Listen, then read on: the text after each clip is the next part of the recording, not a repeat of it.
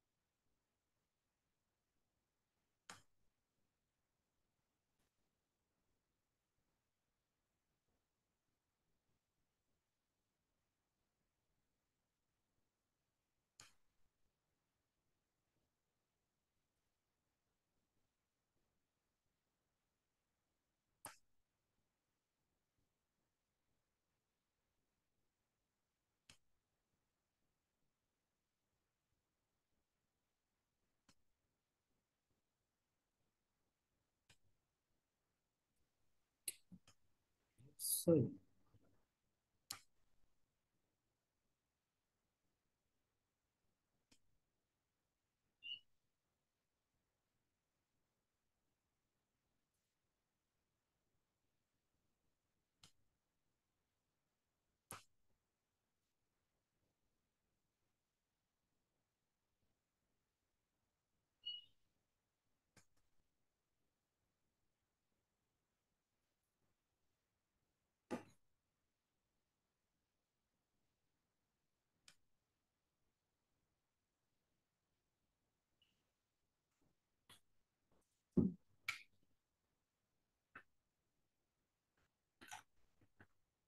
Tes,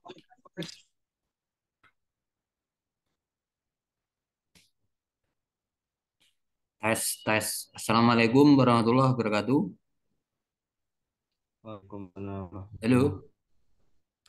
Waalaikumsalam Waalaikumsalam warahmatullah. warahmatullahi wabarakatuh. Waalaikumsalam warahmatullahi wabarakatuh.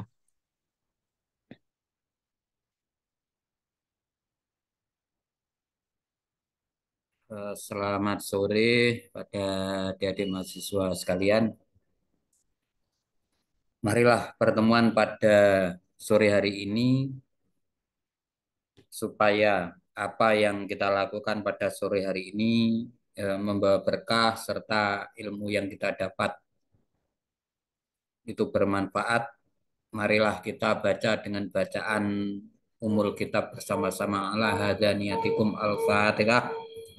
A'udzu billahi minasyaitonir rajim. Bismillahirrahmanirrahim. Alhamdulillahirabbil alamin. Arrahmanir rahim. Maliki yaumiddin. Iyyaka na'budu wa iyyaka nasta'in. Ihdinas siratal mustaqim. Siratal ladzina an'amta 'alaihim ghairil maghdubi 'alaihim waladdallin. Amin. Ini dengar toh suaranya? Dengar, Dengar. Pak. Benar, Pak. Sebelum perkuliahan saya mulai, ini saya ingatkan nanti pada saat hari ini juga untuk melakukan absen ya, absensi ya. Halo? Pak, Ya, Pak. Ya, hari ini juga lakukan absensi di SIM ya. Nggih, Pak. Ya, Pak. Kalau nggak absen nanti kan malah repot.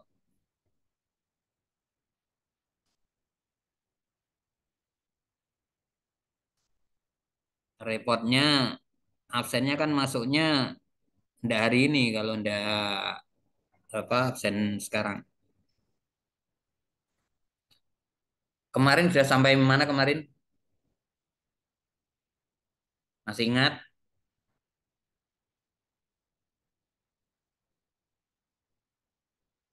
Masih ingat ndak kemarin?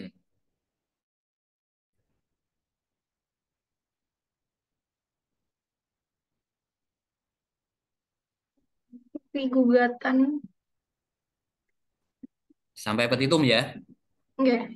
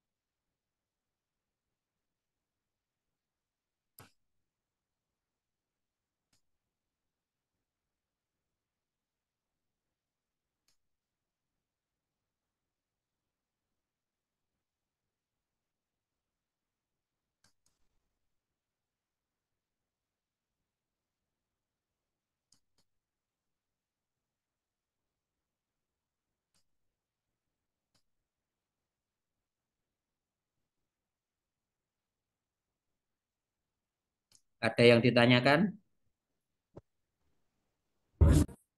Mungkin kemarin sudah dipelajari, ada yang mau ditanyakan.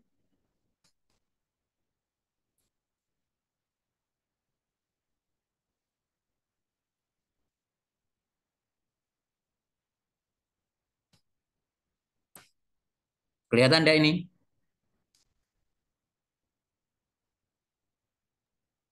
Kurang besar, Pak. Tapi sudah masuk ya. Sudah, sudah.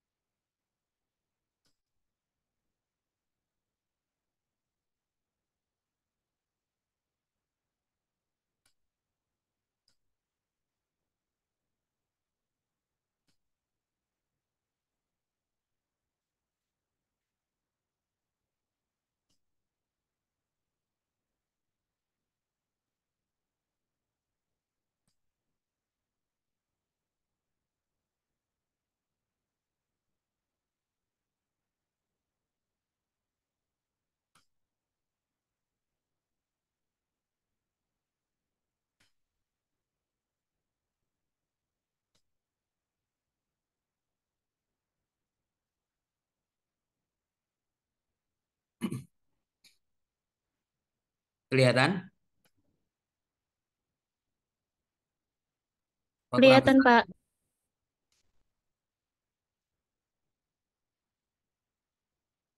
Saya ingatkan lagi untuk absen di SIM ya. Nanti kalau nggak absen, nggak bisa ikut ujian nanti. Ya, Pak. Pak, maaf, tapi di situ nama dosennya Mas itu ya belum diganti ya, Pak? Ya, nggak apa-apa. Apa ya? Ya, Mm-mm. nggak apa. Oke. Kemarin sampai mana kemarin? Sekarang petitum ya. Terakhir diisi gugatan, Pak. Hmm. Gugatan,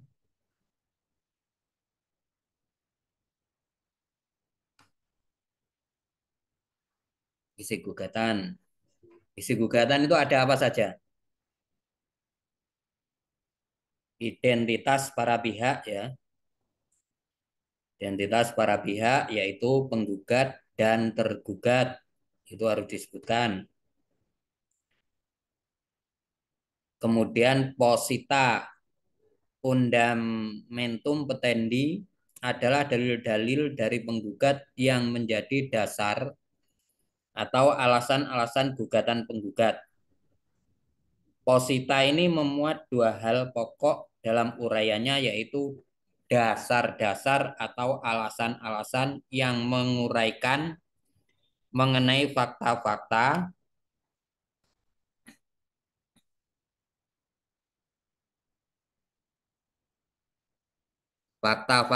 peristiwa-peristiwa atau kejadian-kejadian yang mendeskripsikan duduknya masalah. Yang kedua, dasar-dasar atau alasan yang menguraikan mengenai hukumnya, yaitu memuat hubungan hukum antara penggugat dengan tergugat. Nah, hubungannya apa? Hubungannya, misal hubungan awal mulanya adalah eh, transaksi jual beli. Yang satu tidak memenuhi salah satu yang diperjanjikan. Misalkan si pembelinya tidak memberikan barang yang dibeli atau pembelinya, penjualnya tidak memberikan barang yang dibeli atau pembelinya itu tidak menyerahkan uangnya.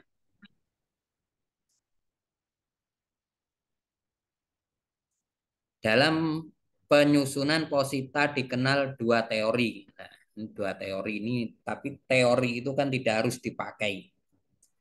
Yang jelas ketika dalam membuat surat gugatan itu harus memenuhi unsur-unsur tadi identitas para pihak, posita, yang ketiga petitum.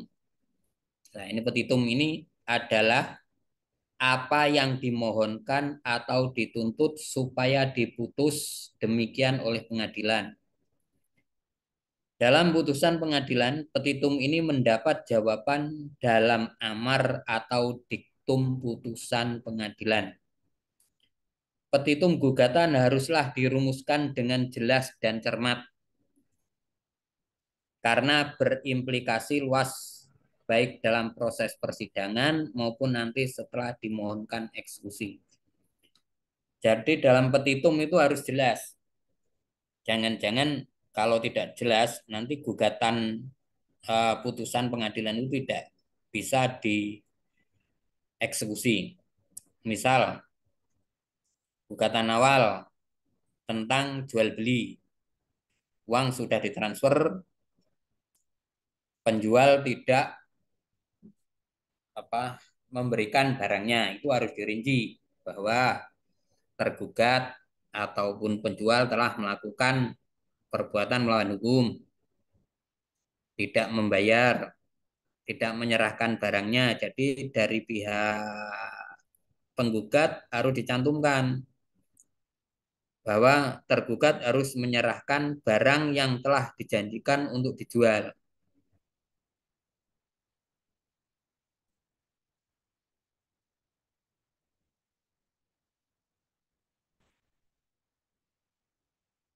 perumusan petitum harus mempunyai keterkaitan yang jelas dengan perumusan posita. Jadi petitum itu harus selaras antara posita dan petitum. Karena ketika posita itu tidak selaras, tidak tersusun dengan rapi, dengan petitum misalkan dalam posita itu menyebutkan bahwa tergugat telah melakukan wan prestasi, terus kemudian di petitumnya itu tuntutannya tergugat melakukan perbuatan melawan hukum, itu jadi tidak seimbang ya, tidak sinkron. Jadi kalau di positanya itu masalah wan prestasi, dalam petitumnya pun juga harus masalah wan prestasi. Dengan kata lain, tidak ada bagian dari tuntutan dalam petitum yang tidak ada uraiannya dalam posita. Tuntutan atau petitum dibedakan menjadi tuntutan primer dan tuntutan subsidiar. Jadi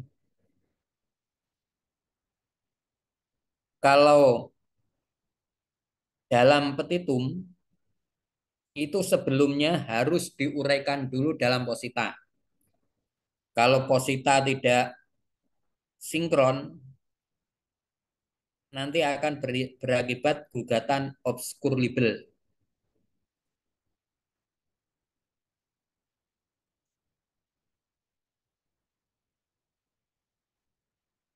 Tuntutan ya. Nah, di sini tuntutan itu sama saja dengan petitum atau yang diminta oleh pihak penggugat. Itu dibedakan menjadi tuntutan primer, yaitu tuntutan pokok, dan tuntutan subsidiar atau tuntutan pengganti atau tuntutan alternatif. Ini tuntutan primer ini khusus ya. Contohnya dalam perkara perceraian itu menyatakan perkawinan antara penggugat dan tergugat putus karena perceraian. Kemudian tuntutan subsidiarnya menyatakan hubungan penggugat dan tergugat itu tidak dalam hubungan perkawinan yang sah. Ya, sehingga hubungan mereka tidak sah. Lebih lanjut, terkait dengan tuntutan primer dalam praktik dikenal adanya tuntutan petitum pokok dan tuntutan atau petitum tambahan. Tuntutan pokok ini merupakan tuntutan yang langsung tertuju kepada pokok perkara. Misalnya, dalam perkara perceraian menyatakan perkawinan antara penggugat dan tergugat putus karena perceraian. Lah ini tuntutan pokok. Kalau namanya perceraian itu perkawinan putus ya karena perceraian. Bukan menyatakan perkawinan antara penggugat dan tergugat tidak sah, bukan ya. Tetapi putus. Putusnya karena apa? Putusnya karena perceraian, bukan putus karena apa? Tidak memenuhi syarat ketentuan undang-undang itu enggak. Tapi putusnya karena perceraian. Terus dalam perkara utang piutang menghukum tergugat membayar hutang sejumlah 50 juta. Kalau misalkan dalam utang piutang yang dituntut ya harus tergugatnya itu membayar hutang.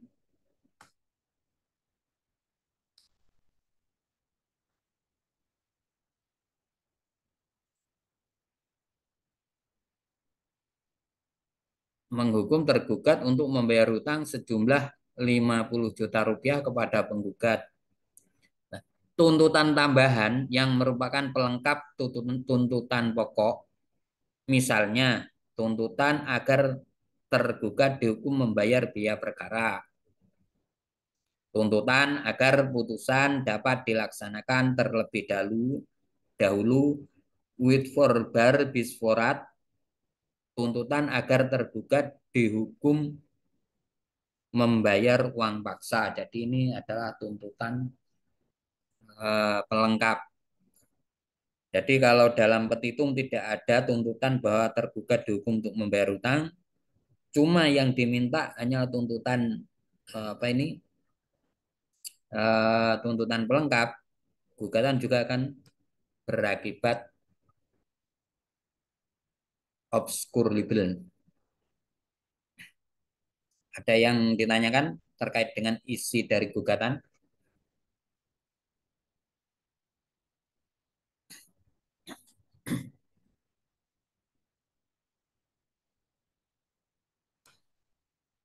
Atau nggak paham?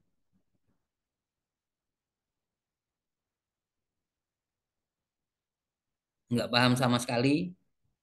Mungkin nanti kalau udah lihat contohnya jadi lebih, ini kadang belum terlalu terbayang gitu sih Pak, karena belum lihat contohnya. Gitu. Mm-mm. Kalau yang kemarin yang surat puasa sudah terbayang.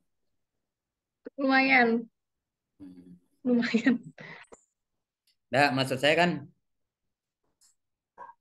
ini kan kemarin sudah apa materinya sudah dikirim. Apa mungkin belum dibaca? Mungkin belum dibaca ya, mungkin ya.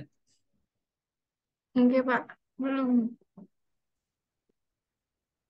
Ya udah, nanti untuk contohnya memang belum saya Mm-mm. buatkan. Nanti contoh akan saya buatkan. Terus untuk pertemuan berikutnya nanti sistemnya gini. Ada bedah kasus, ya, analisis suatu kasus. Lah nanti di situ ada di mahasiswa diminta untuk menganalisa tentang yang dimaksud dari kasus ini nanti dibuat surat seperti apa, gugatannya seperti apa nanti apa di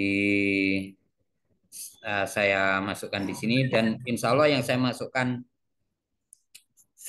sebagai contoh itu adalah perkara yang pernah saya tangani. Jadi bukan hanya sebatas apa kira-kira bukan, tetapi itu perkara real. Cuma hanya nama, alamat itu banyak yang saya rahasiakan. Nah, kalau kita mengajukan tentang gugatan, ya, itu ada yang namanya kompetensi. Dalam hukum acara dikenal dua macam kompetensi, yaitu kompetensi itu adalah kewenangan, ya, yaitu kompetensi absolut dan kompetensi relatif. Cuma itu. Kompetensi absolut adalah kewenangan badan peradilan dalam memeriksa jenis perkara tertentu yang secara absolut mutlak tidak dapat diperiksa oleh badan peradilan lain, baik dalam lingkungan peradilan yang sama, pengadilan negeri dengan pengadilan tinggi, yang sama-sama dalam lingkungan peradilan umum maupun dalam lingkungan peradilan yang berbeda. Pengadilan negeri yang berada dalam lingkungan peradilan umum dengan peradilan agama yang berada dalam lingkungan peradilan agama. Jadi dengan demikian kompetensi absolut ini adalah untuk menjawab pertanyaan pengadilan macam apa dalam pengertian lingkungan peradilan dan jenjangnya yang berwenang untuk memeriksa, untuk menerima, memeriksa, dan memutus perkara tersebut. Tiap-tiap lingkungan peradilan di bawah Mahkamah Agung secara umum mempunyai kompetensi absolutnya sendiri-sendiri. Selanjutnya, masing-masing tingkat dalam setiap lingkungan peradilan mempunyai kompetensi absolutnya sendiri. Pengadilan di lingkungan peradilan umum memiliki kewenangan absolut untuk menerima, memeriksa, dan memutus perkara pidana dan perkara perdata bagi rakyat pencari keadilan pada umumnya.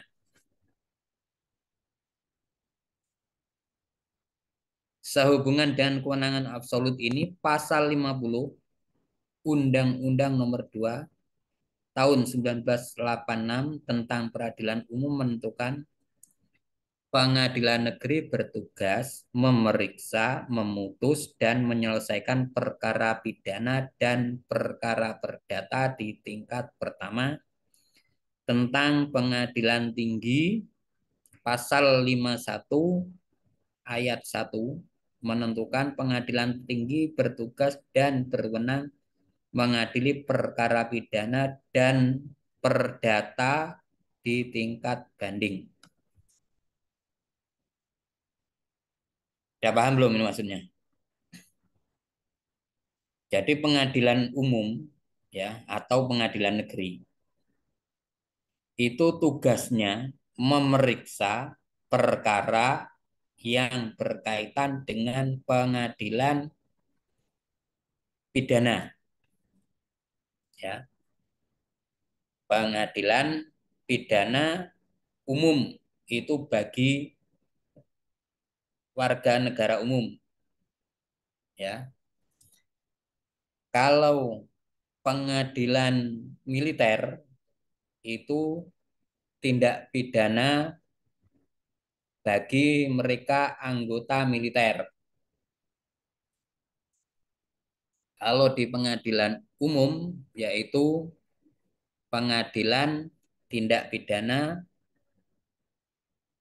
bagi warga negara umum dan perkara perdata untuk mereka yang umum.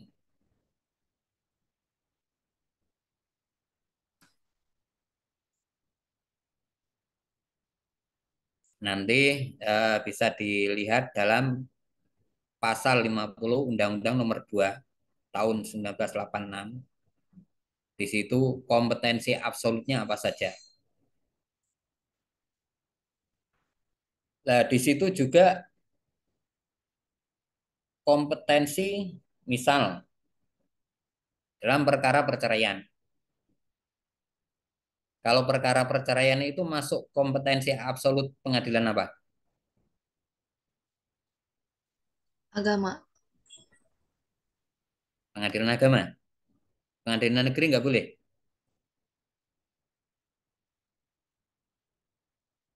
Jadi untuk perkara perceraian bagi mereka yang beragama Muslim itu masuk kompetensi wilayah pengadilan agama. Tetapi bagi mereka yang beragama non-Muslim seperti Kristen, Protestan, Konghucu, Hindu, Buddha, itu masuknya di pengadilan negeri. Itu wilayah kompetensi absolut. Terus kalau masalah buruh, masuk kompetensi wilayah apa?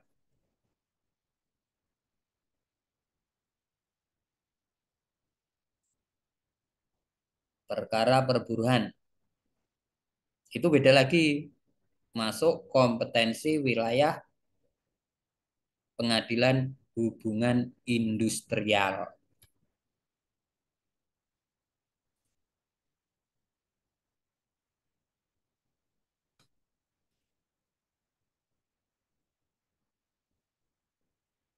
Jadi misalnya pengadilan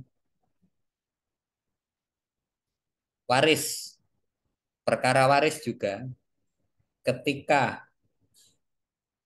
terjadi gugatan masalah waris itu bagi mereka yang beragama non-Muslim itu masuk pengadilan negeri, bagi Muslim masuk pengadilan agama. Tetapi banyak hal yang terjadi, permasalahan yang terjadi itu ketika gugatan waris, para pihak mengajukan gugatan waris, tetapi ada objek, beberapa objeknya sudah dijual kepada pihak lain.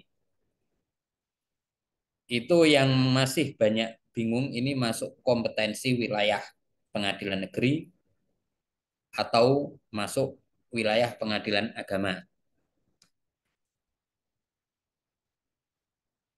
Banyak yang menganggap karena objeknya itu sudah dijual, sehingga gugatannya adalah perbuatan melawan hukum.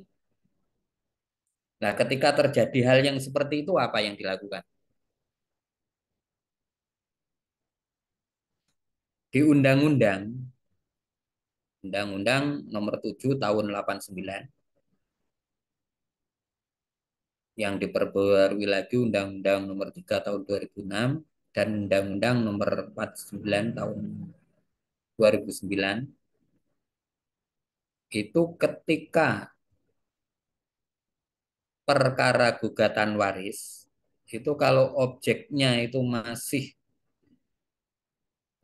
dijual oleh pihak pada tingkat pertama atau transaksi yang pertama, itu tetap masuk kompetensi pengadilan agama. Ada yang ditanyakan terkait dengan kompetensi absolut?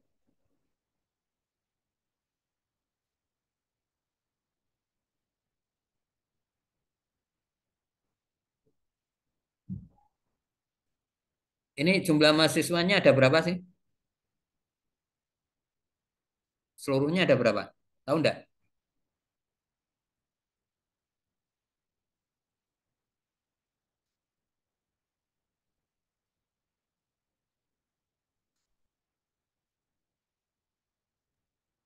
Sekitar 53 atau 54 gitu, Pak. Iya, 50-an.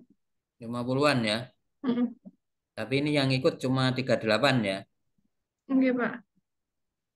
Dan ini untuk absen nanti akan kelihatan absennya hari apa. Itu akan kelihatan ya. Makanya saya ingatkan, jangan sampai lupa untuk absen. Nanti akan berimplikasi atau berakibat pada ujian nanti. Ada yang ditanyakan tentang kompetensi absolut? Kalau nggak ada, saya teruskan. Kompetensi relatif.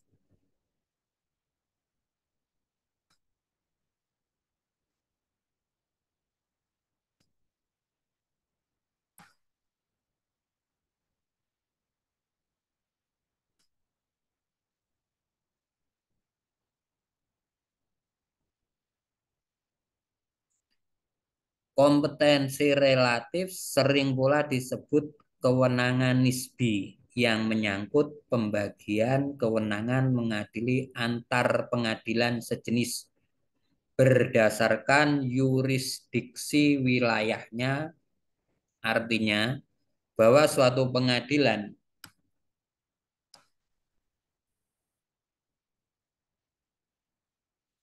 hanya berwenang mengadili perkara yang subjeknya atau objeknya berada pada wilayah pengadilan yang bersangkutan. Ini kalau menurut H. Zainal Asikin, misalnya antara Pengadilan Negeri Semarang dengan Pengadilan Negeri Kendal. Nah, kalau kompetensi relatif itu kaitannya dengan pengadilan wilayah mana. Ini masuk ke wilayah Pengadilan Negeri Semarang atau masuk ke wilayah pengadilan negeri yang lain, ya misalkan di Semarang atau Kendal. Jadi kompetensi relatif ya.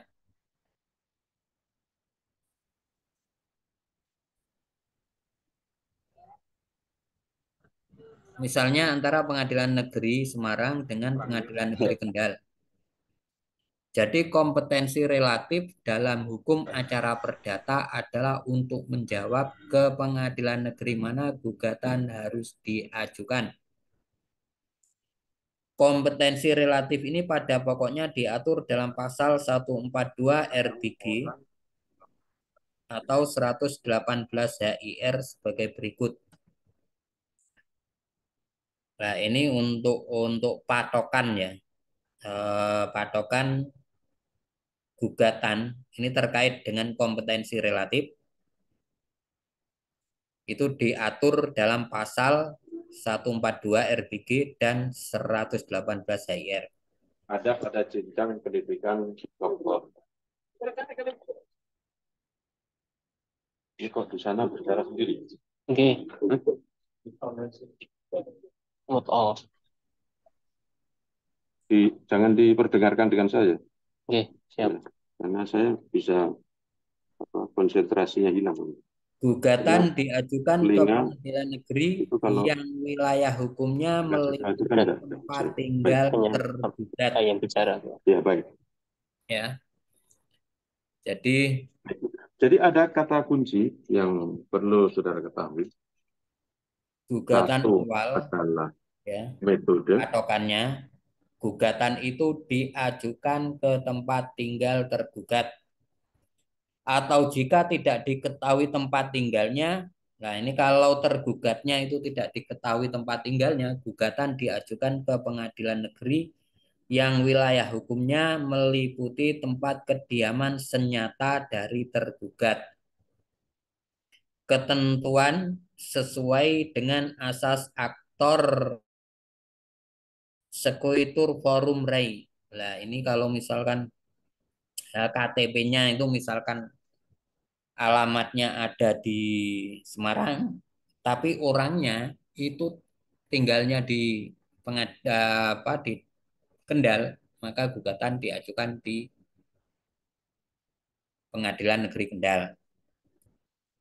Jadi ya, patokannya gugatan diajukan ke tempat tinggal tergugat. Ini patokan gugatan perdata.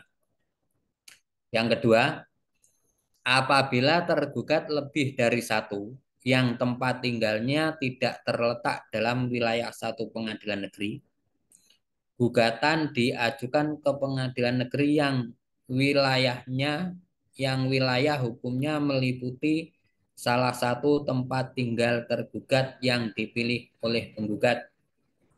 Apabila para tergugat berkedudukan sebagai debitur dan penanggungnya, maka gugatan diajukan ke pengadilan negeri yang wilayah hukumnya meliputi tempat tinggal yang berhutang pokok atau debitur.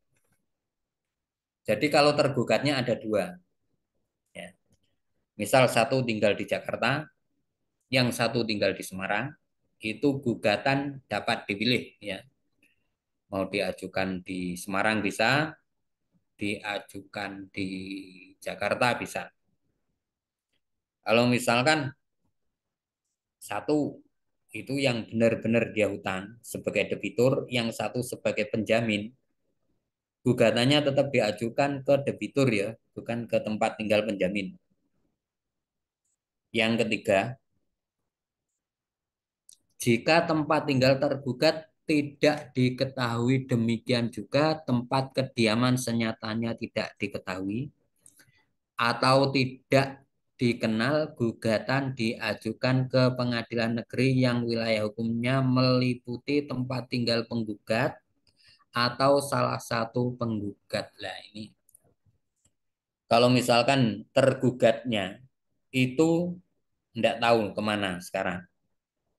Biasanya yang sering terjadi itu ya jual beli tanah atau oper kredit rumah di perbankan. Misalkan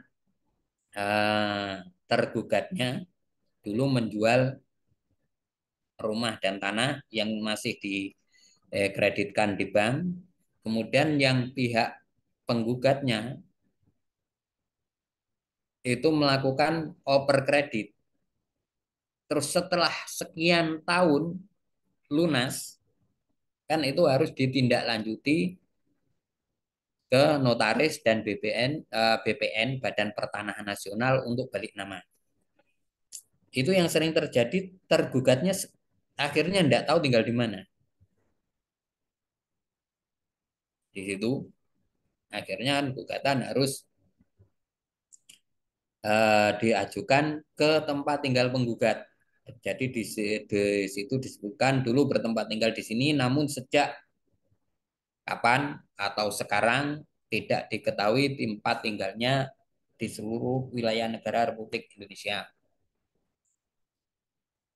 Yang keempat, apabila telah dilakukan pilihan tempat tinggal dengan suatu akta, gugatan diajukan ke pengadilan negeri yang wilayah hukumnya meliputi tempat tinggal yang dipilih tersebut. Nah, ini biasanya kalau ada jual beli atau adanya perjanjian, itu biasanya dalam satu pasal disebutkan apabila terjadi permasalahan sengketa, maka para pihak memilih pengadilan kepanitraan pengadilan mana itu disebutkan di situ. Maka gugatan diajukan di tempat tinggal pilihan yang telah disebutkan dalam akte. Kemudian yang kelima, dalam hal gugatan mengenai barang tetap, gugatan diajukan ke pengadilan negeri yang wilayah hukum meliputi letak barang tetap tersebut. Jika barang tetap ini terletak di wilayah beberapa pengadilan negeri, gugatan diajukan ke salah satu pengadilan negeri yang wilayah hukumnya meliputi letak barang tetap itu. Jadi kalau yang jadi sengketa itu adalah tanah, ya, sawah, tambak, rumah, itu gugatan diajukan di mana barang itu berada, ya. Itu kalau barang tidak bergerak. Misalkan penggugat tinggalnya di Surabaya, tergugat tinggalnya di Jakarta, tergugat punya tanah di Semarang, kemudian di apa dijual kepada tergugat, kemudian penggugatnya dibayar secara misalkan 3 termin 3 kali. Nanti ketika sudah dibayar lunas, maka ditindaklanjuti ke kantor notaris dan BPN untuk balik nama. Kemudian tergugatnya tidak mau melakukan itu, menindaklanjuti jual belinya dan balik nama, maka gugatan diajukan di tempat tinggal barang bergerak, barang tidak bergerak. Ada yang ditanyakan terkait dengan gugatan diajukan atau kompetensi relatif. Nah, ini gugatan diajukan itu kaitannya dengan kompetensi relatif.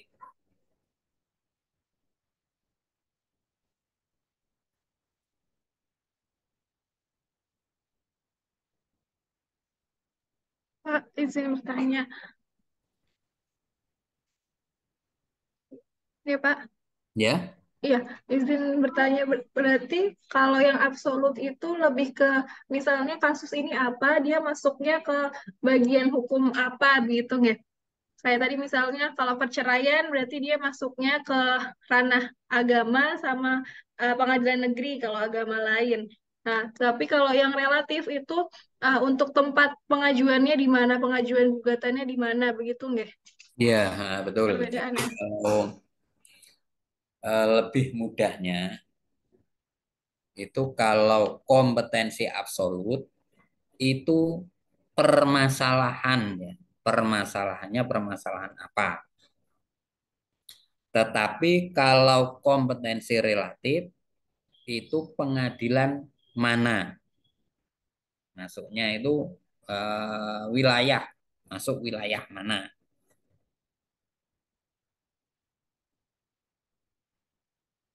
Ada yang ditanyakan lagi? Terima kasih, Pak. Ya, sama-sama.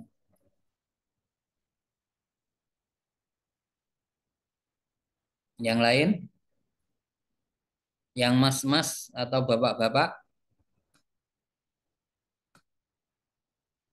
kalau kuliah offline itu biasanya yang banyak tanya itu yang mas-mas biasanya. Kalau online mungkin ditinggal ngerokok apa-apa ya.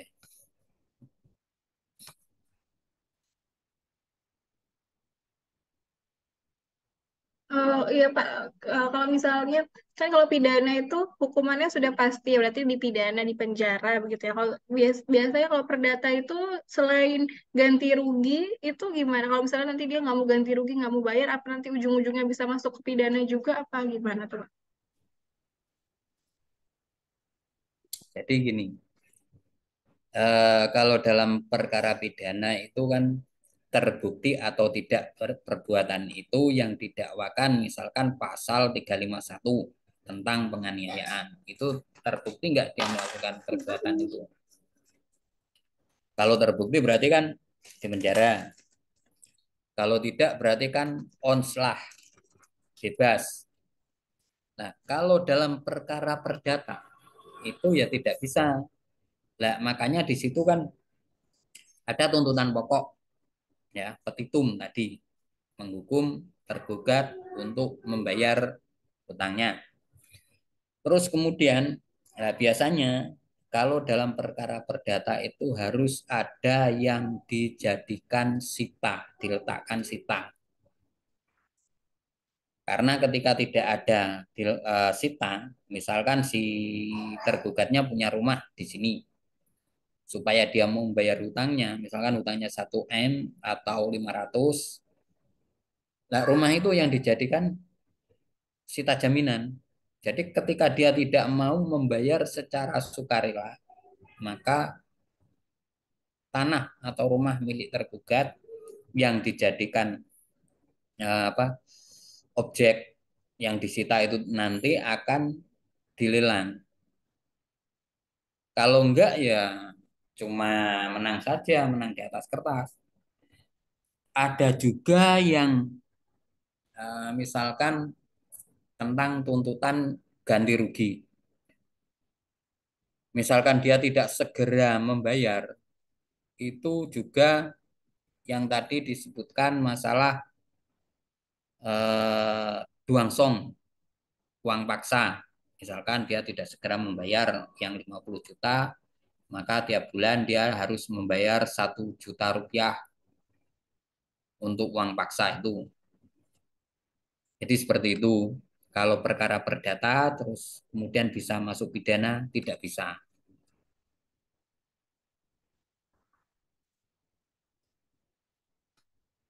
Ada yang ditanyakan? Mbak Lutfiana atau Mbak Atikal?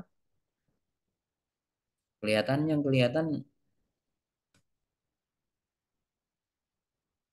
cuma ini ya. Rizky Pelajar, Pak.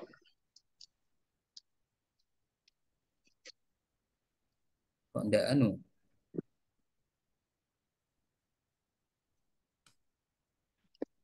Oh, ada yang ditanyakan? Mau tanya Pak, Ya.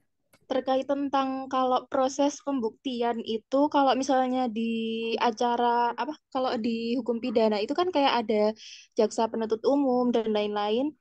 Tapi kalau misalnya di hukum acara perdata itu gimana Pak proses pembuktian dalam hukum ini? Kasih Pak. Siapa tadi namanya? Laila Agnia Pak. Laila Agnia. Ya, Laila berarti malam ya. Malam yang kaya apa kaya malam? Jadi gini, kalau memang kalau dalam perkara pidana itu sebelumnya sudah kita bahas di sini juga tentang asas-asas hukum acara perdata ya. Dalam asas hukum acara perdata, hakim bersifat pasif. Artinya apa? Yang membuktikan itu adalah pihak para pihak. Jadi hakim itu hanya melihat mana bukti yang paling kuat. Misalkan penggugat mendalilkan bahwa tergugat telah melakukan perbuatan melawan hukum karena dia menjual barang yang tidak sesuai dengan apa yang dijanjikan, barang yang ditawarkan. Terus kemudian tergugat menyampaikan bahwa barang itu belum dibayar, tidak saya kasihkan karena dia bayarnya tidak sesuai dengan yang saya berikan. Nah, jadi pihak penggugat membuktikan bahwa barangnya yang diberikan itu tidak sesuai dengan apa yang disampaikan. Nah, jadi kalau dalam perkara perdata itu yang membuktikan adalah para pihak. Hakim hanya bersifat menilai bukti yang menguatkan, bukti yang kuat mana, siapa yang bisa membuktikan, apakah penggugat atau tergugat. Berbeda dengan perkara perdata pidana. Kalau perkara pidana memang yang dicari itu adalah kebenaran material. Kalau perdata kebenaran formil. Ketika ada perjanjian, ada bukti pembayaran, terus ada dua orang saksi yang menyatakan bahwa benar apa yang didalilkan oleh tergugat oleh penggugat itu benar, itu sudah masuk dibenarkan, gugatan terbukti. Nah, kalau perkara pidana itu benaran material, misal orang terluka, lukanya kenapa? Lukanya mana? Akibat lukanya diapakan? Misalnya lukanya dipukul, pukul dengan apa? Misalnya dipukul dengan besi, besinya mana? Ini, mukulnya gimana? Seperti ini. Setelah dipukul, apa yang dirasakan? Nah, rasakan ini. Nah, sampai seperti itu kalau perkara pidana. Jadi dalam perkara perdata, hakim bersifat pasif. Kemudian yang mencari, yang membuktikan adalah para pihak. Dalam ada istilah siapa yang mendalilkan adalah yang membuktikan. Tuh, yang tanyakan lagi. Izin bertanya, Pak. Ya. Kalau semisalkan dalam hukum perdata, kalau misalkan Ini kita nggak sebentar, merasa ini dengan siapa? Anissa Fadi Akila, Pak. Anissa Fadiakila. Silakan. Kalau semisalkan dalam hukum acara perdata, kalau misalkan kita nggak puas nih sama putusan pengadilan terkait petitum, kira-kira upaya hukum yang diambil apa ya, Pak? Tuh ya. Kalau misalkan ya dengan putusan pengadilan tingkat pertama atau putusan hakim, salah satu pihak itu tidak puas, itu ada dua upaya ya, yaitu upaya hukum biasa, yaitu banding, kasasi.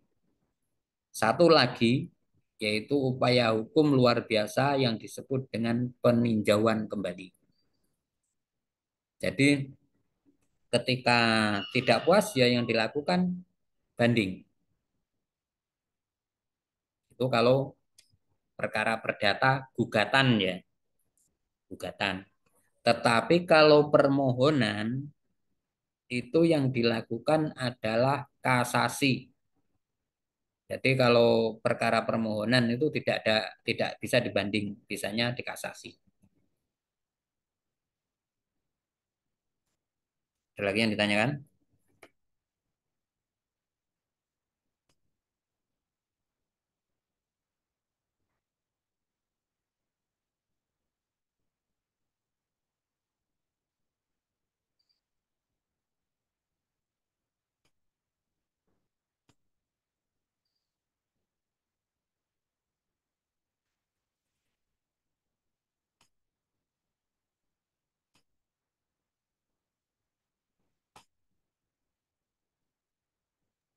Mau bertanya, Pak. Ya, Kalau perdata kan ini, Pak ya, permasalahan antar seseorang, antara tergugat dan penggugatnya. Nah, misalkan, Pak, kalau penggugat, misal kalau dalam kasus utang lah ya, yang hmm. disebutkan Bapak tadi, sedangkan penggugatnya ini berpikir juga, eh, gini Pak, ada nggak minimal angka gitu yang bisa digugat di secara perdata gitu Pak? Mau itu utang ataupun masalah lainnya Pak? Maksudnya nominalnya berapa minimal Ya, bisa digugat gitu nominalnya ya. Pak. Ya Pak. Ini, itu memang menarik ya.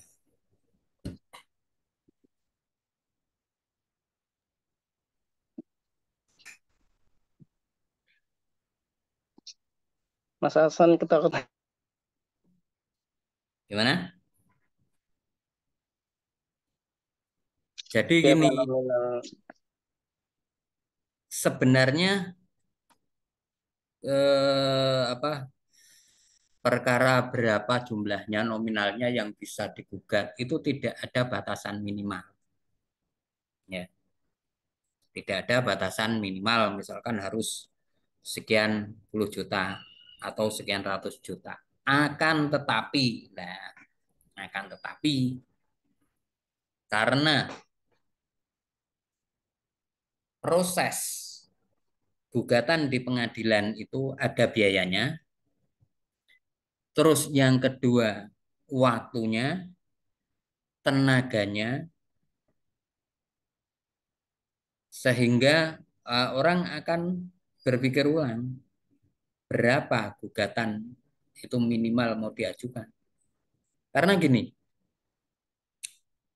ya saya kira tidak hanya di Indonesia Raya ya, tetapi memang di Indonesia Raya, negara kita ini. Kalau orang kehilangan wedus kambing atau kehilangan ayam, itu kalau digugat itu bisa kehilangan kambing. Tuh, itu sudah rahasia umum. Seperti itu memang. Orang kehilangan kambing, nanti kalau digugat akan malah kehilangan sapi.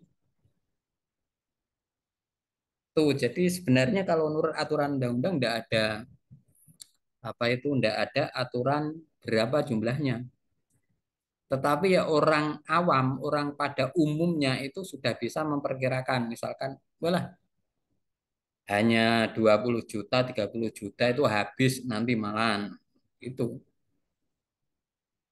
malah tambah sawah kamu bisa hilang nanti seperti itu.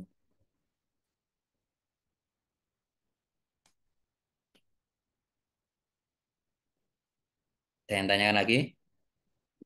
Berarti proses dan biayanya itu, biaya dari proses gugatan itu ditanggung oleh penggugat ya Pak?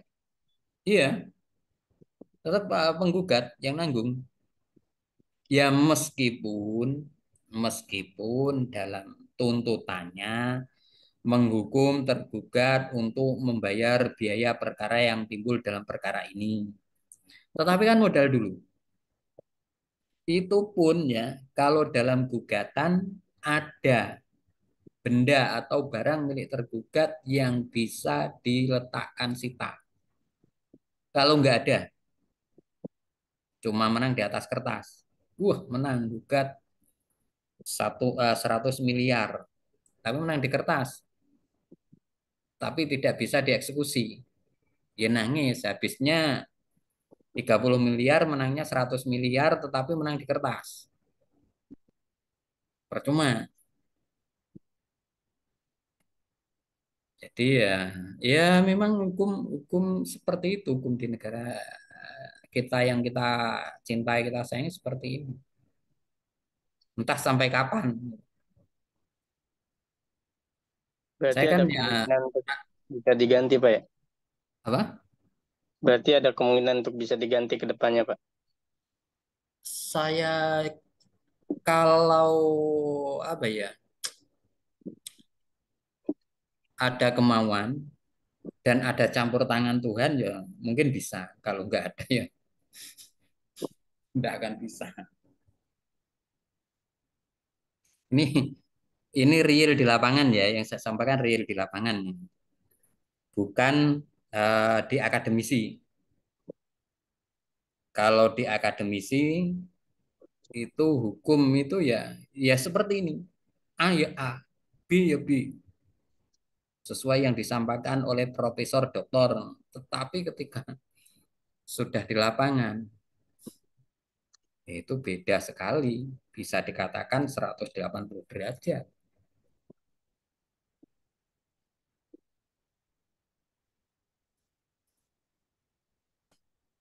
Jadi tidak ada batasan berapa bisa digugat, tetapi masyarakat umum akan tahu berapa minimal nilainya.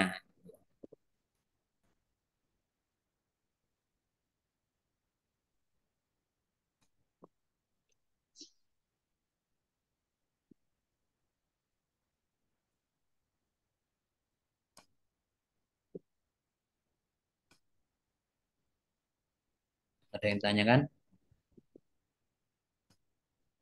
Kalau nggak ada, saya teruskan. Eh, Izin mau mau bertanya Bapak. bertanya. Ya, Ada monggo Mas Kais. Oke, Bapak izin bertanya berkaitan dengan yang tadi.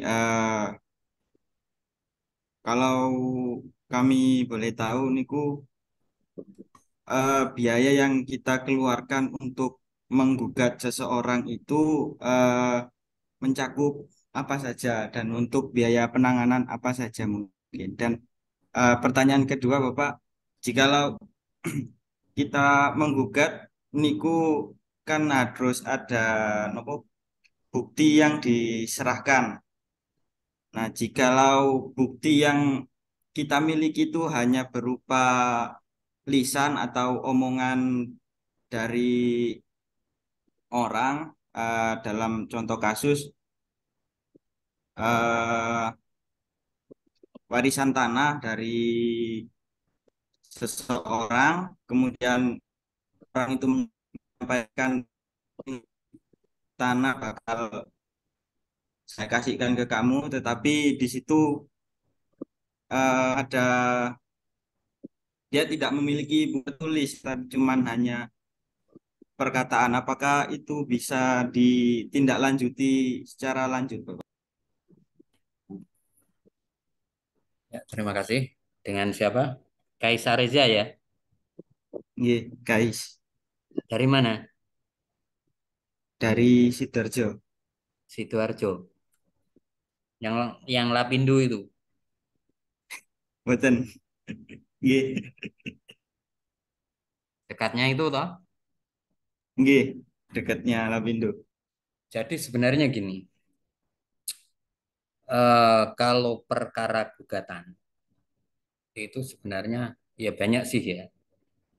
Untuk biaya-biaya itu termasuk biaya kalau di pengadilan untuk panggilan, untuk biaya alat tulis, biaya proses, terus kemudian ada lagi biaya untuk pemeriksaan setempat, ya. Jadi biaya itu ada panjar perkara, ya. Misalkan panjar perkara, satu panjar perkara ya sebenarnya kalau sekarang ya sekarang tuh untuk biaya itu agak murah, ya. Biaya agak murah, tidak seperti yang dulu. Ya sudah ada kemajuan karena yang menentukan sekarang misal kita daftar gugatan ke pengadilan. Itu pengadilan langsung mengirimkan notifikasi, ya. Biaya panjar perkaranya berapa langsung ke kita. Tidak seperti dulu. Kalau sekarang kita kan daftarnya ke EKOT.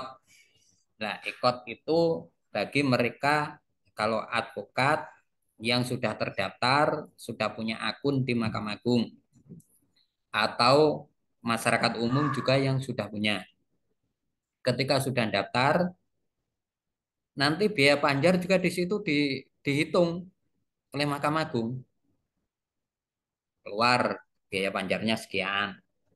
Terus kita bayarnya itu juga langsung ke nomor rekening tersebut. Kalau dulu kita daftar ke meja satu, manual, daftar sekian. Terus nanti untuk gugatan perceraian dulu itu ya, saya daftar di pengadilan negeri itu sampai 2 juta biaya perkara. Itu pun kalau tergugatnya berangkat enggak, nanti bisa nambah lagi, nambah panjar perkara. Kalau sekarang, ya memang ketika nanti kurang biaya panjarnya, nambah juga tetapi tidak terlalu besar. Terus yang kedua, kalau dulu itu panggilan yang manggil, ya, itu jurusita. Jurusita datang, pegawai pengadilan yang disebut jurusita itu datang ke tempat para pihak untuk menyampaikan panggilan. Nah, itu biayanya mahal. Kalau sekarang itu sudah enggak. Sekarang itu panggilan itu diserahkan ke kantor pos dengan surat tercatat sehingga biayanya murah. Kemarin saya mendaftarkan gugatan perceraian itu cuma 500. Belum nambah karena tergugatnya masih berangkat terus. Terus yang kedua biaya kalau ada misalkan pemeriksaan setempat objek namanya desente atau pemeriksaan biaya PS, pemeriksaan setempat. Terus ada lagi kalau misalkan diletakkan sita supaya gugatannya itu tidak hanya menang di atas kertas, misalkan ada yang disita itu ada biaya peletakan sita, peletakan sita. Terus nanti ada lagi biaya eksekusi. Lah biaya eksekusi ini macam-macam ini. Di sini yang paling besar itu eksekusi ini. Karena harus ada pengamanan juga. Nah, kalau misalkan eh, karena gini, gugatan orang yang digugat itu kalau ketika tergugatnya atau tergugatnya kalah, terus dia mau membayar secara sukarela ya enggak mengeluarkan biaya yang banyak. Tapi kalau dia tidak mau melaksanakan putusan pengadilan secara sukarela kan harus dia adakan pemeriksaan setempat, benar enggak objeknya sesuai dengan yang digugat atau enggak, objeknya benar ada atau enggak. Terus kemudian kalau diletakkan sita nanti supaya tidak salah, jangan-jangan objeknya misalkan ada di jalan raya Kaligawi nomor 4 yang disita, letakkan sita jalan raya Kaligawi nomor 5 kan salah letakkan sita. Jadi biayanya itu biaya panjar, terus kemudian biaya pemeriksaan setempat, terus kemudian biaya peletakan sita, ada biaya eksekusi. Itu biayanya. Terus tadi, apalagi tadi? Jika penggugat hanya memiliki bukti lisan Oh ya, berupa jadi ini kalau dalam perkara perdata itu kan bukti itu ada 4 ya, bukti surat, saksi, terus petunjuk, pengakuan. Nah, kalau apa perkara gugatan, bukti itu minimal dua alat bukti ya. Bisa dikatakan bukti menjadi eh, alat bukti. Bukti bisa menjadi alat bukti. Itu minimal ada dua. Satu, bukti surat dan saksi. Atau misalkan saksi dan pengakuan. Atau bukti surat, petunjuk. Kalau tidak ada hanya lisan dan tidak ada saksi-saksi yang lain dan tidak ada petunjuk yang lain, ya tidak bisa. Gugatan akan dinyatakan ditolak. Karena prinsipnya dalam perkara perdata itu pembuktiannya adalah bukti formil, bukan bukti material. Oh. Ada yang ditanyakan lagi? Cek. Izin bertanya, Bapak. Ya. Biasanya kalau untuk permasalahan atau soal-soal itu yang sengketa itu kan di pengadilan. Nah, yang diputuskan oleh hakim. Nah, apa saja pertimbangan hakim dalam memutuskan suatu perkara itu, Pak, selain daripada bukti-bukti yang ada? Gitu, Pak. Terima kasih. Siapa tadi? Ahmad Helmi Fuadi, Bapak. Ahmad Helmi Fuadi. Ahmad Helmi Fuadi. Mana? Dari ya, mana Bapak. ini? Dari mana? Dari Magelang, Bapak. Dari Magelang. Iya. Jadi hakim itu dalam memutus suatu perkara itu ya harus berdasarkan bukti, ya, bukti yang diajukan oleh para pihak. Apakah gugatannya itu diterima atau tidak? Gugatannya itu terbukti atau tidak? Ya pertimbangannya adalah berdasarkan pembuktian yang dilakukan oleh para pihak dan fakta-fakta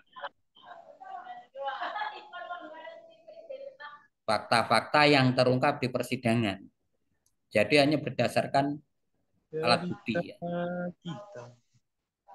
Bukan berdasarkan barang bukti loh ya. Hati-hati. Barang bukti sama alat bukti itu beda.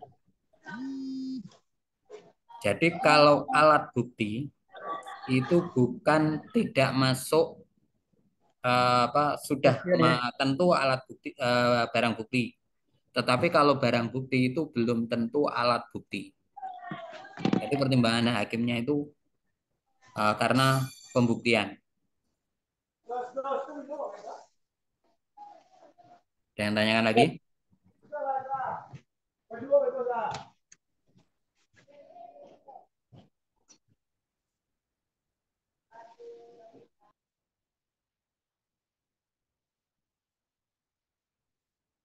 Kalau nggak ada, saya teruskan ya.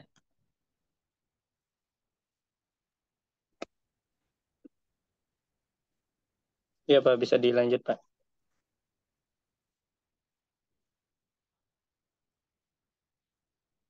Ini apa? Sekitar 50-an ini apa maksudnya? Biayanya gitu. Itu jumlah mahasiswa yang Bapak tanya tadi Pak. Oh. Saya ingatkan lagi ya, untuk absennya nanti di SIM harus segera absen hari ini.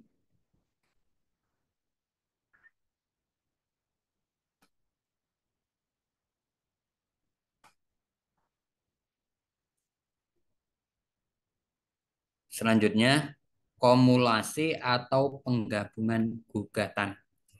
Dalam perkara perdata sekurang-kurangnya ada dua pihak yaitu penggugat dan tergugat. Kalau dalam perkara perdata itu ya adanya penggugat dan ada namanya tergugat.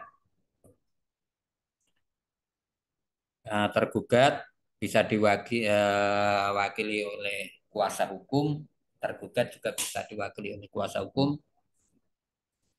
Kalau dalam perkara pidana kan ada namanya terdakwa, ada namanya penasihat hukum, ada yang namanya penuntut, penuntut umum, JPU. Masing-masing pihak terdiri dari satu orang atau lebih dari satu orang. Demikian pula tuntutannya dapat terjadi hanya satu tuntutan dan dapat pula terjadi ada beberapa tuntutan dalam satu gugatan. Nah, dalam satu gugatan itu ada beberapa macam tuntutan. Ada yang namanya gugatan kumulatif atau gugatan kumulasi. Kumulasi ini ada dua, yaitu kumulasi subjektif dan kumulasi objektif.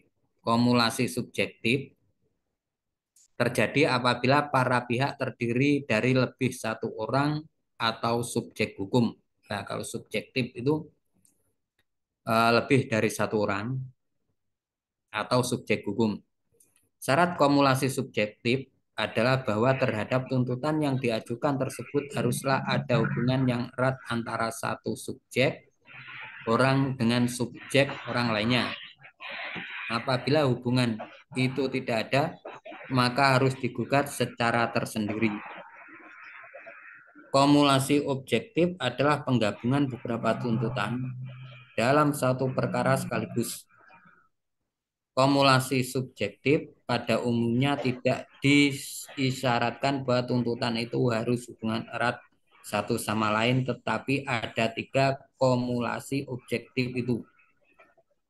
Menurut Sudikno Mertokusumo itu diperbolehkan, yaitu ada tiga. Satu, kalau untuk suatu tuntutan gugatan tertentu diperoleh suatu acara khusus, sedangkan tuntutan yang lain harus diperiksa menurut acara biasa, maka kedua tuntutan itu tidak boleh digabung dalam satu gugatan. Nah, itu kalau tuntutan gugatan itu diperlukan ya suatu acara khusus. Kalau misalkan dalam perkara itu berbeda acaranya, maka tidak boleh dilakukan gugatan kumulatif. Yang kedua, demikian pula apabila hakim tidak berwenang secara relatif untuk memeriksa salah satu tuntutan yang diajukan bersama-sama dalam satu gugatan dengan tuntutan lain, maka kedua tuntutan itu tidak boleh diajukan bersama-sama. Nah, ini jadi kalau dua permintaan itu tunduk pada hukum yang berbeda. Nah, misal tentang gugatan perbuatan melawan hukum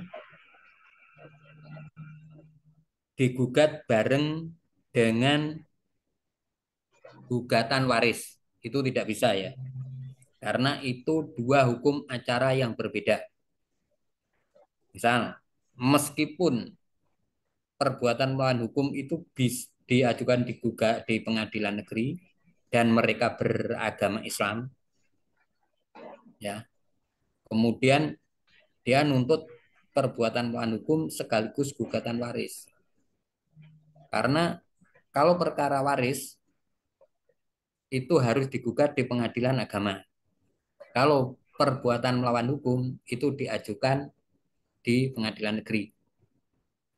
Nah, mungkin penggugat itu karena ini ada kaitannya antara gugatan perbuatan melawan hukumnya sama perkara warisnya, ini ada kaitannya, gugat di sini sekalian. Itu tidak boleh.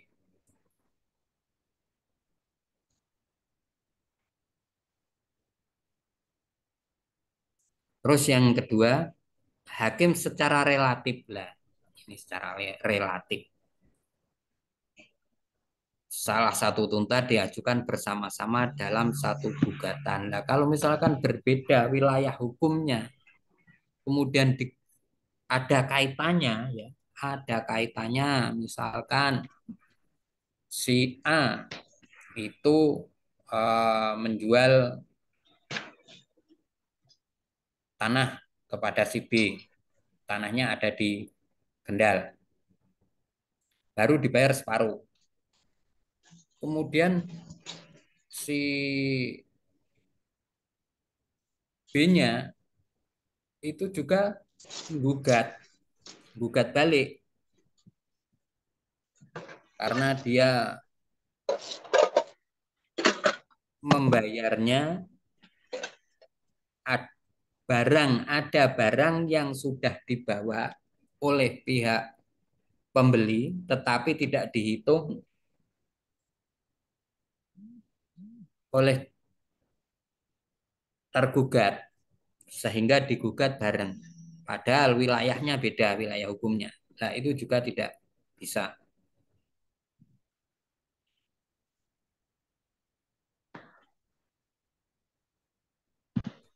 Ada yang ditanyakan?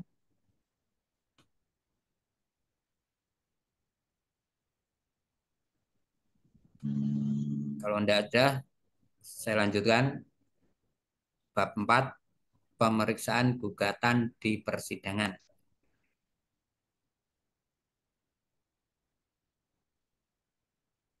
Pemeriksaan gugatan di persidangan.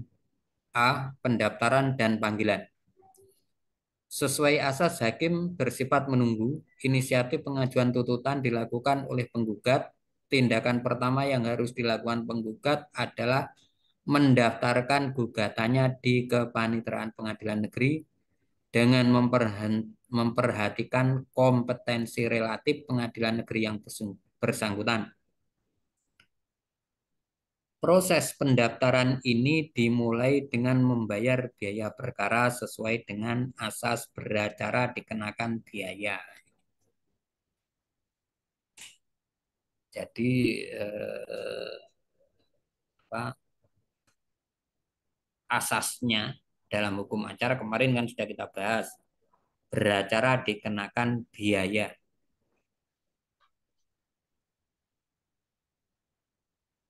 Jadi pada saat pendaftaran itu harus membayar. Setelah terbitnya Perma nomor 1 tahun 2019 tentang administrasi perkara,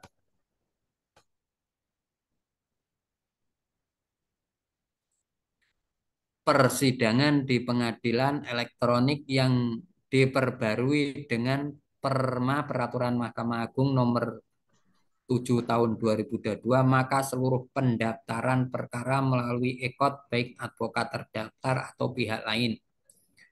Pendaftaran tersebut akan ditindaklanjuti dengan suatu penetapan Ketua Pengadilan Negeri yang menunjuk susunan majelis hakim pemeriksa perkara tersebut. Jadi setelah adanya SEMA tadi, ya,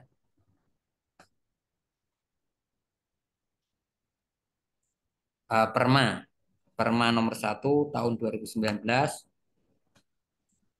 dan Perma nomor 7 tahun 2022 itu pendaftaran gugatan perdata itu dilakukan melalui EKOT, ya.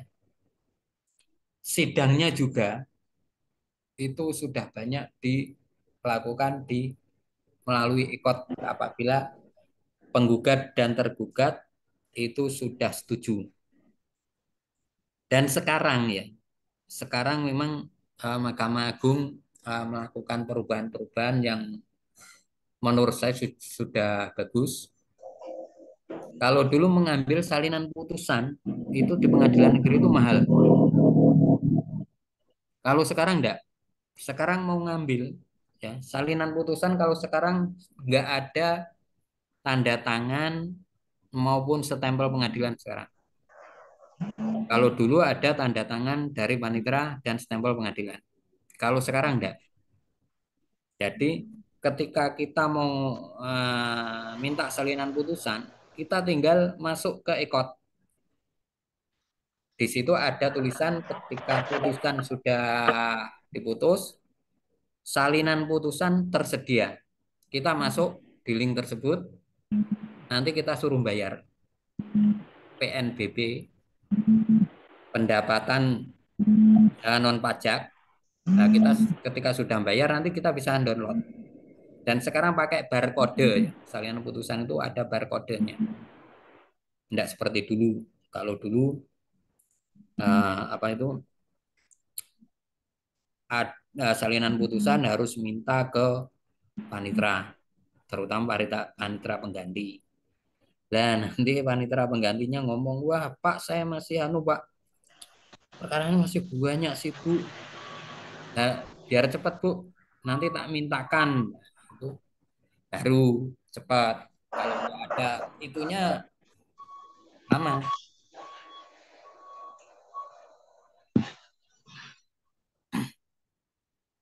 Saya lanjutkan. Ketua Majelis Hakim menentukan hari dan tanggal persidangan serta memerintahkan pemanggilan kedua belah pihak yang berperkara supaya hadir di persidangan yang telah ditetapkan, disertai saksi-saksi yang mereka kehendaki untuk diperiksa, dan dengan membawa segala surat keterangan yang akan dipergunakan. Pasal 145 RBG, Pasal 121 ayat 1 HIR. Nah, pemanggilan dilakukan oleh jurusita dengan menyerahkan surat panggilan atau eksploit berita acara pemanggilan. Nah, ini kalau dulu. Dulu sebelum adanya apa itu SEMA nomor 1 tahun 2023, itu yang melakukan pemanggilan itu jurusita. Jurusita membawa surat panggilan. Dan khusus untuk tergugat disertai salinan surat gugatan. Nah, untuk tergugat surat gugatannya disertai juga, dilampirkan. Kalau dulu itu gugatan panggilan dinyatakan patut, satu, bertemu langsung dengan pihak yang berperkara, itu patut. Yang kedua, tidak bertemu tetapi ada stempel dan tanda tangan dari lurah, itu patut. Kalau dulu ya. Nah, sekarang itu dari keterangan pegawai pos ini setelah terbitnya SEMA nomor 1 tahun 2023 tentang pemanggilan dan pemberitahuan putusan melalui surat tercatat. Cara pemanggilan melalui kantor pos dengan surat tercatat, tidak lagi melalui jurusita pengadilan. Ini dilakukan baru saja ini. Belum lama.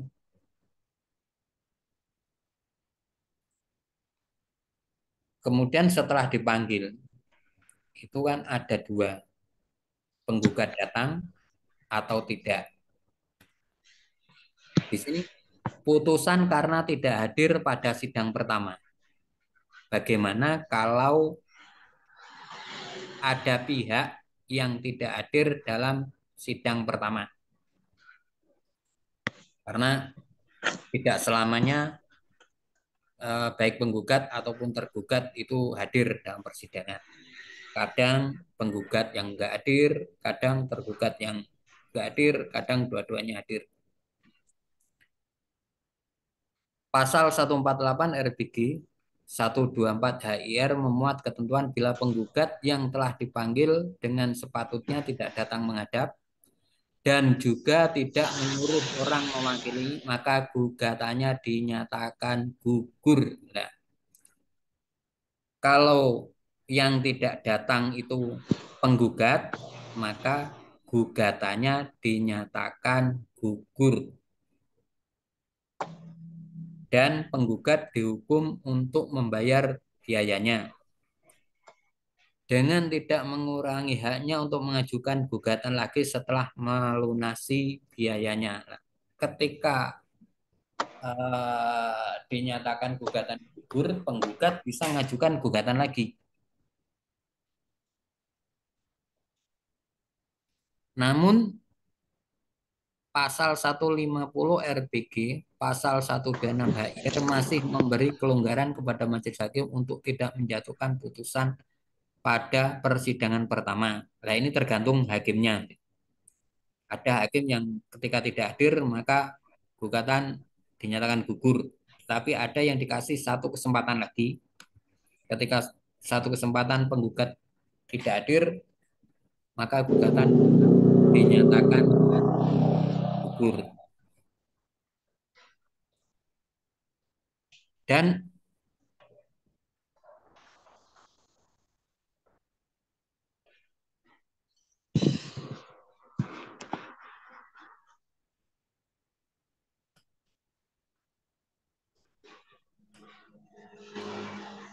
yang kedua,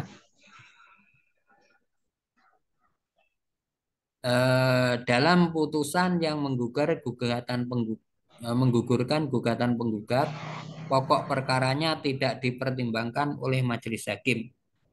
Jadi dalam pokok perkara kalau gugatan gugur itu tidak dipertimbangkan, tapi yang dipertimbangkan hanya pertimbangan para pihak, belum masuk pada materi gugatan dalam putusannya.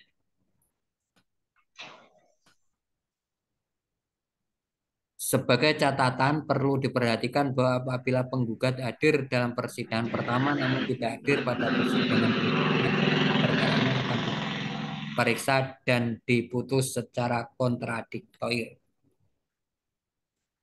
Apabila tergugat tidak hadir dalam sidang pertama, Pasal 149 RBG, Pasal 125 HR menentukan bila pada hari yang telah ditentukan tergugat tidak datang meskipun sudah dipanggil dengan sepatutnya dan juga tidak mengirimkan wakilnya, maka gugatan dikabulkan tanpa kehadirannya.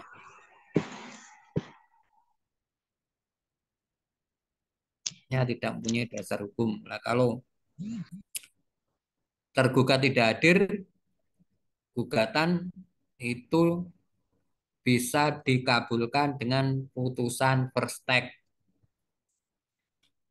Yang kedua, bila tergugat dalam surat jawabannya seperti dalam pasal 145, pasal 121 HIR mengajukan sanggahan tentang kewenangan pengadilan negeri, maka pengadilan negeri meskipun tergugat tidak hadir dan setelah mendengar penggugat harus mengambil keputusan tentang sanggahan itu dan hanya jika sanggahan itu tidak dibenarkan mengambil keputusan tentang pokok perkaranya. Jadi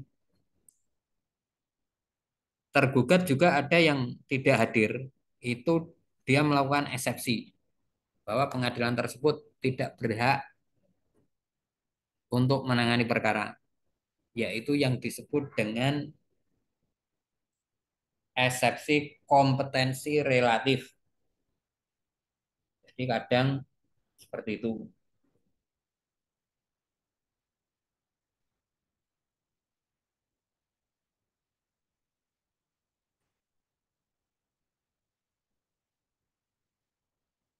Yang ketiga, dalam hal gugatan dikabulkan, maka keputusan pengadilan negeri atas perintah ketua pengadilan negeri diberitahukan kepada pihak yang tidak hadir dengan sekaligus diingatkan tentang haknya untuk mengajukan perlawanan dalam waktu serta dengan cara seperti ditentukan dalam pasal 153 pada pengadilan negeri yang sama.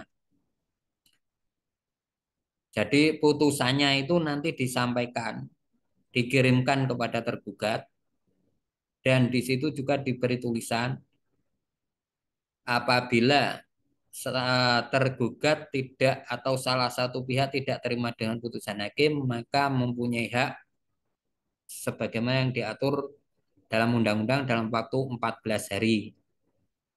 Yang keempat,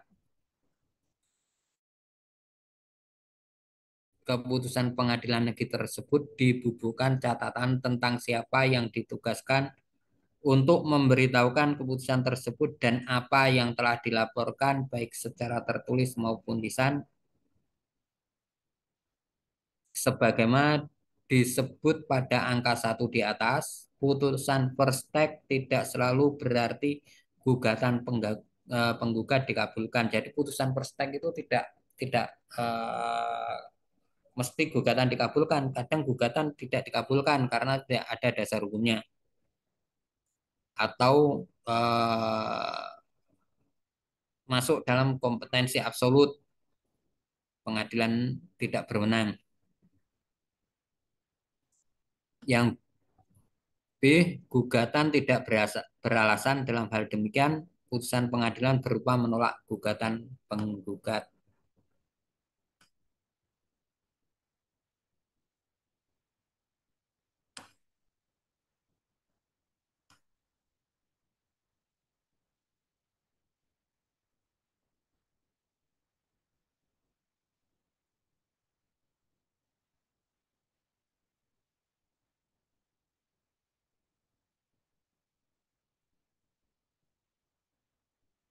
Ada yang tanyakan? Lanjut. Izin bertanya, Pak. Gimana? Izin bertanya. Ya, silakan. Ini Pak, semisal ada seseorang itu, ini terkait penggabungan gugatan loh Pak. Oh, Kalau semisal ada seorang mempunyai, ini halo, siapa? halo. Muhammad Afifuddin loh Pak. Afifuddin. Ya, Gimana? Coba diulangi. jadi ini terkait penggabungan gugatan. Jadi semisal ada seseorang mempunyai dua kasus, pidana dan perdata, yang semisal dalam contoh ini Pak, perceraian yang disertai dengan KDRT Bapak. Kira-kira ada nggak aturan dari undang-undang ketika mempunyai dua kasus tersebut yang didahulukan itu yang mana Bapak?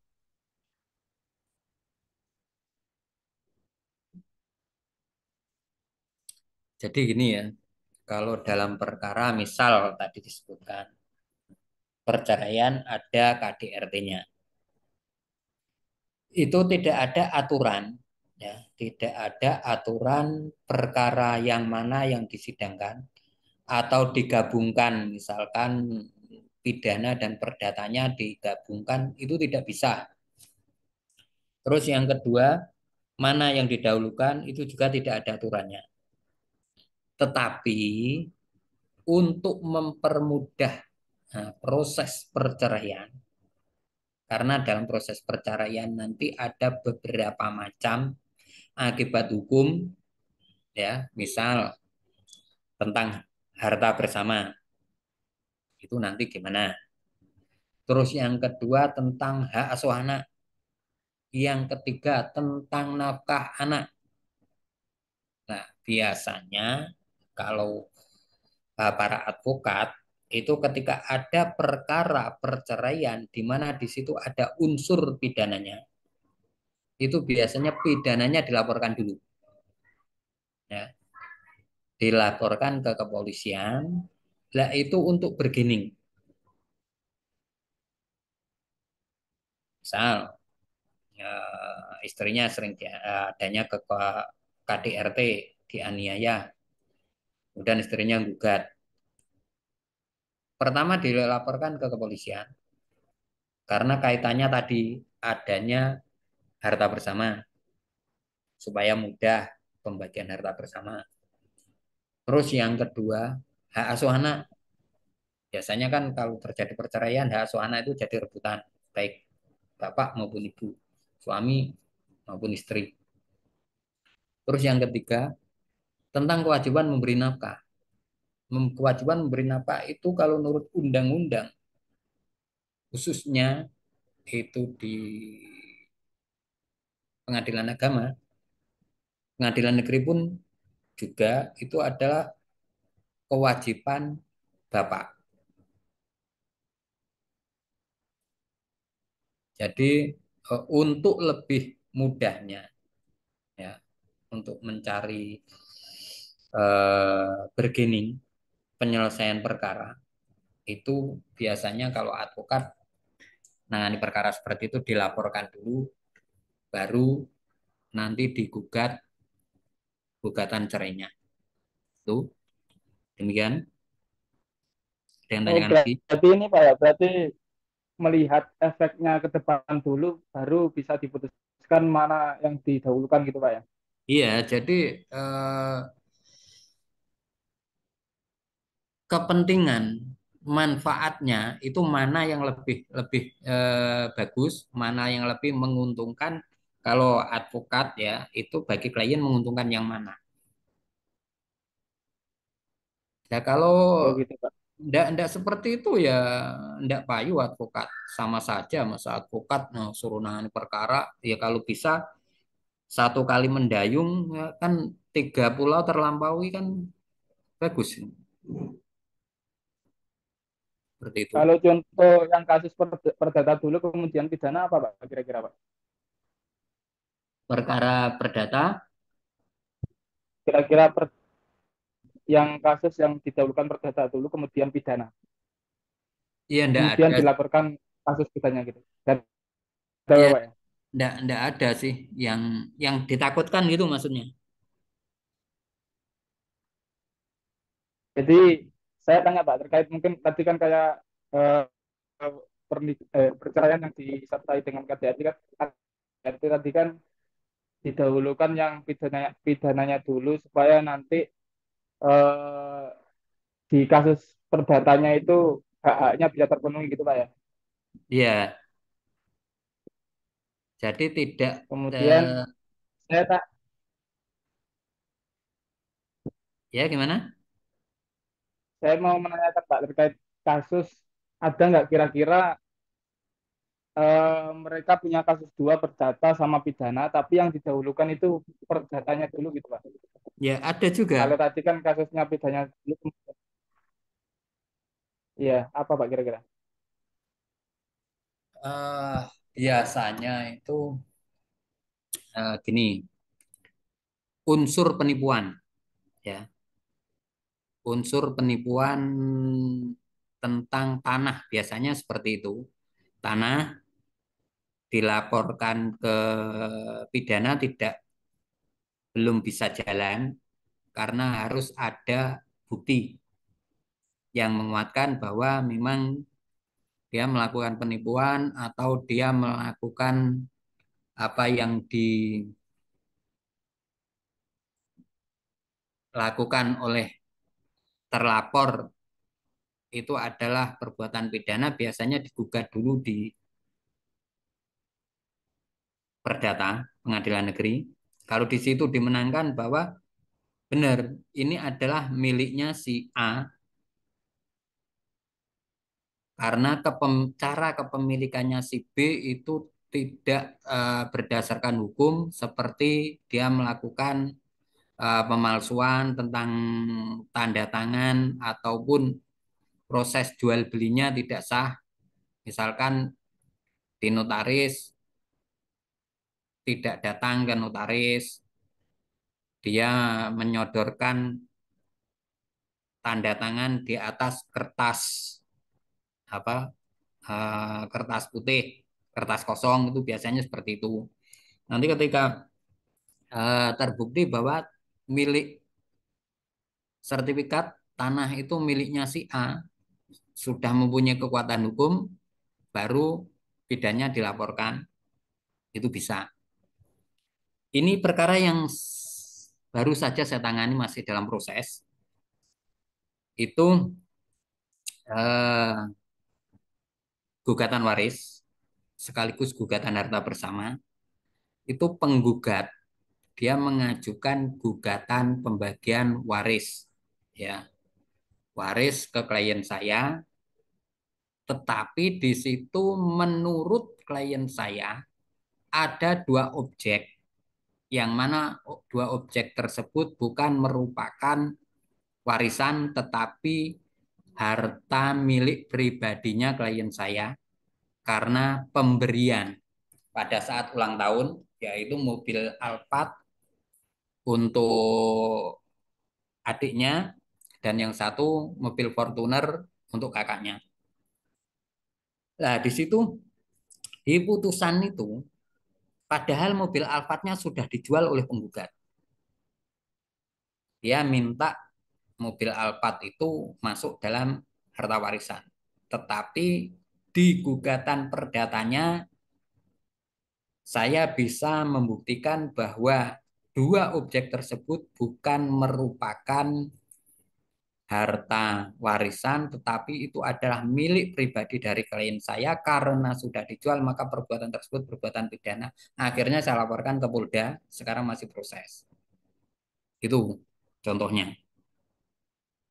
Nggih Bapak, matur suwun. Ya, sama-sama. Ini karena sudah sore ya, saya ingatkan lagi supaya untuk absen di SIM ya. Karena nanti kalau nggak absen, nanti kasihan. Nggak bisa ikut ujian kan malah kasihan nanti. Demikian saja pertemuan pada sore hari ini. Semoga pertemuan kita bermanfaat dan ilmu yang kita dapat juga bermanfaat. Sebelum pertemuan ini kita akhiri, marilah kita bersama-sama kita tutup dengan bacaan hamdalah bersama-sama. Alhamdulillahirabbil alamin. Alhamdulillahirabbil alamin. Apabila dari saya banyak kekurangan, saya mohon maaf yang sebesar-besarnya. Billahi taufiq wal hidayah. Wassalamualaikum warahmatullahi wabarakatuh. Waalaikumsalam Waalaikumsalam warahmatullahi wabarakatuh. warahmatullahi wabarakatuh.